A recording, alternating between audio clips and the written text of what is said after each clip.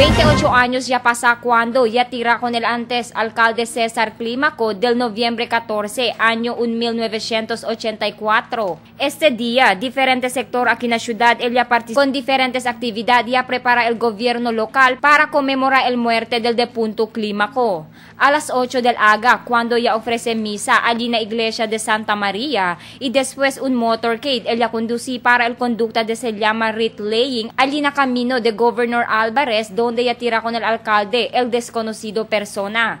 Además, el grupo ya endereza para na abung-abung donde diferentes sector ella ofrece flores na sepultura del difunto Climaco na mencionado lugar.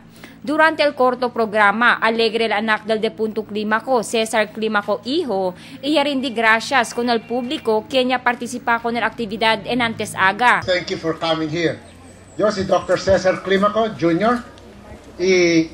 I thank you very much for being here early in the morning. Un poco caliente ahora.